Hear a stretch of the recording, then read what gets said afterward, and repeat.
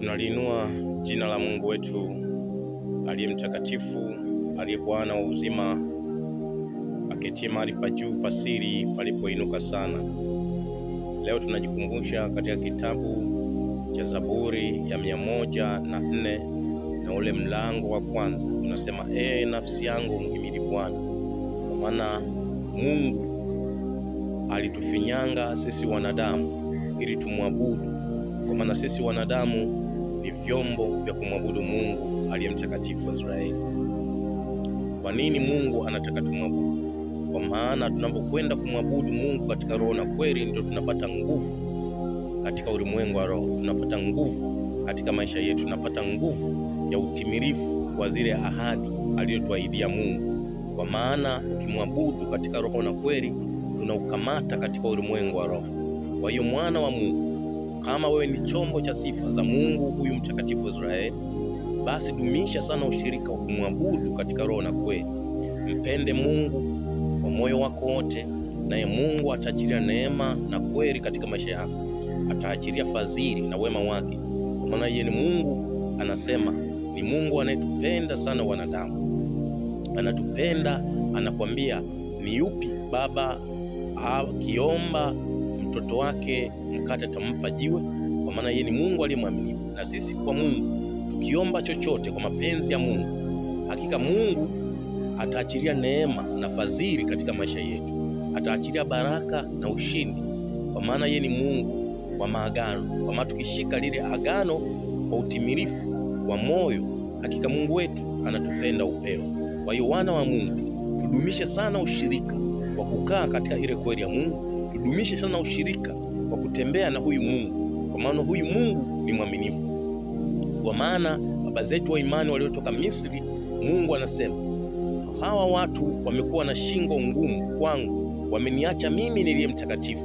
Wameona kosa gani kwangu mimi, ambaye nilitenda ishara maajabu nikiwa Misri? Waliyaona nikiyatenda kwa mkono wenye nguvu, ambaye nilimpiga Farao mapigo 10 kwa mapigo ya ajabu, yote waliona. Lakini kwa nini wananiacha mimi niliye mtakatifu? Ninawatoa katika nchi hii ya Misri, nawapeleka katika nchi ya maziwa na asali, lakini hayo yote wameyasahau. Ndipo wakatenda dhambi kubwa. Ndipo Mungu akashuka pale jangwani, akasema hawa nitaangamiza wote. Lakini unaona, Moses akaomba rehema kwa Mungu, akasema, Mungu usiwaangamize, kwa maana wa Misri wakisikia hizi habari umewaangamiza hawa, watasema wewe ni Mungu umeshindwa kutimiza ahadi yako. Unaona, Mungu akasema, Moses, nimekusikia, lakini hawa watu nitawazungusha jangwani miaka 40, watafia wote jangwani, ila kizazi kingine ambao watakozaliwa humu jangwani ndio wataka kwenda katika nchi ya Kanaani, nchi ya ahadi, watakwenda watoto wao. Lakini Joshua na Caleb walipata neema, kwa maana walimtukuza Mungu, walileta habari njema za wale wapelelezi 12 waliotumwa kwenda kuipeleleza nchi ya Kanaani. Kwa hiyo mwana wa Mungu, siku zote Mungu tunaposema huyu ni Mungu, lazima utafute sana maarifa ya kumjua kiundani, ndipo mema yatapokujilia. Kwa maana baba zetu hawa walikengeuka, hawakuwa na maarifa ya kimungu ndani yao. Wanasema wale wana wa Israeli wote walikuwa wanayafahamu matendo tu ya Mungu, lakini hawakufahamu njia. Njia aliyezifahamu za Mungu ni Moses peke yake, alipewa kuzifahamu njia za Mungu. Ndio maana Moses alidumisha sana kumpenda huyu Mungu, alikaa katika ile kweli ya Mungu katika maisha yake yote. Kwa hiyo mwana wa Mungu, huyu Mungu si dhalimu, huyu Mungu ni mwaminifu. Ukikaa katika ile kweli ya Mungu, ukamtafuta maarifa usiku na mchana, ukadumisha upendo wa kumpenda huyu Mungu, Mungu anasema anawapenda wampendao, anawapenda wampendao. Kwa hiyo Mungu kwako ataachilia neema na kweli, utakuwa neema katikati ya mataifa na makabila, ataachilia nguvu ya nuru, itaangaza katikati ya mataifa na makabila. Kwa hiyo mwana wa Mungu, dumisha sana ushirika, kwa maana ukisoma Isaya ile 60 na ule mlango wa 17, nasema watozao fedha watakuwa haki kwako, kwa maana ukiatii yale Mungu aliyaainisha katika maisha yako, chochote kitakachofanyika katika maisha yako kitatendeka kwa haki, kwa maana we Mungu umemtukuza katika maisha yako. umemtegemea Mungu katika maisha yako. Kwa hiyo mataifa na makabila, chochote watakapokuja kwako, watoza fedha na dhahabu, watapokuja kwako watatoza kile halali ambacho kinachotakiwa utoze, kwa maana Mungu atakulinda. Chochote cha kwako kitalindwa na Mungu huyu mtakatifu wa Israeli. Ndio maana Mungu anatuambia kwamba tumtegemee kwa akili zetu zote ili aachilie mema na baraka katika maisha yetu. Kwa hiyo mwana wa Mungu, dumisha sana ushirika wa kumtafuta huyu Mungu usiku na mchana, kwa maana anasema tukimtafuta Mungu huyu kama fedha inavyotafuta fedha, anakwambia Mungu tumtafute kama fedha inavyotafuta fedha, ndipo tutakapomuona. Kwa maana kwa nini anasema tumtafute kama fedha? Kwa maana Mungu amejificha. Kwa maana anasema yeye si Mungu aliye mbali, ni Mungu aliye karibu. Lakini ukaribu wa Mungu ni lazima usiku na mchana umtafute, ndipo utakapomuona, kwa maana Mungu amejificha. Kwa hiyo wana wa Mungu, huyu Mungu ni wa upendo, huyu Mungu ni wa baraka, huyu Mungu ni wa ushindi, lakini wema wa Mungu umejificha katika maisha yetu.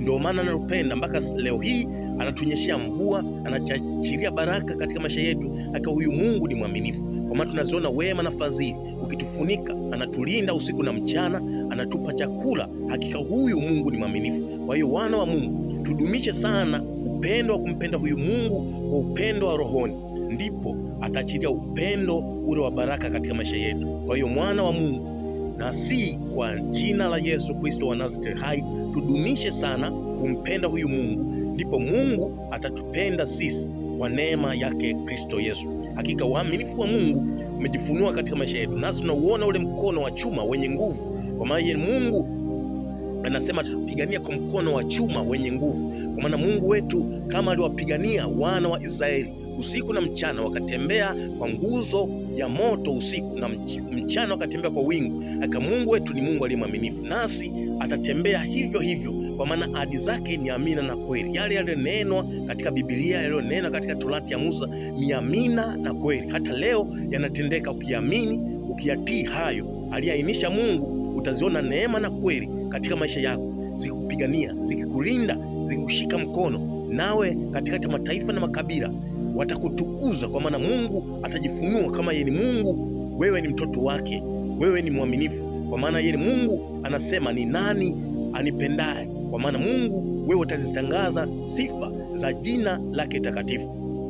Kwa hiyo mwana wa Mungu, dumisha sana upendo wa kumpenda Mungu katika kweli ya Mungu, ndipo utauona mkono wa Mungu wenye nguvu, wenye uhodari, wenye mamlaka, kwa maana vyote vi mali yako, kwa maana vyote utavitisha chini ya miguu yako, kwa maana wewe umempenda huyu aliye mtakatifu wa Israeli. Kwa hiyo mwana wa Mungu, barikiwa kwa neema yake Kristo Yesu, kwa maana utayasimulia yale matendo makuu ya Mungu. Kwa maana Daudi anasema, tangu nimekuwa kijana na sasa ni mzee, sijawahi kuona mwenye haki ameachwa.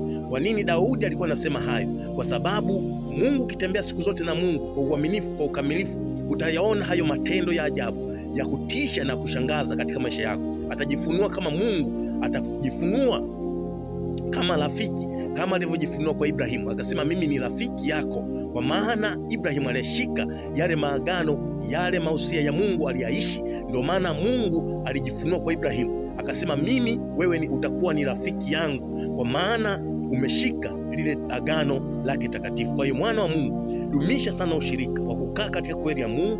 Mpende Mungu kwa akili zako, ndipo neema ya Kristo itajifunua katika maisha yako. Kwa hiyo mwana wa Mungu, siku ya leo ni siku ya neema, siku ya kibali. Anza upya na Mungu, tengeneza na Mungu, ili uzione neema na kweli katika maisha yako, baraka zikija na kusukwasukwa na kushindiliwa. Kwa maana Mungu anasema ataachilia baraka za kusukwasukwa na kushindiliwa. Kwa maana Mungu, ukimpenda Mungu, naye Mungu ataachilia neema na kweli katika maisha yako. Kwa hiyo mwana wa Mungu, dumisha sana upendo wa kumpenda huyu Mungu, utaziona neema na kweli zikufunika katika maisha yako. Barikiwa kwa neema yake Kristo Yesu, kwa mkono wa Mungu aliye hai. Amen.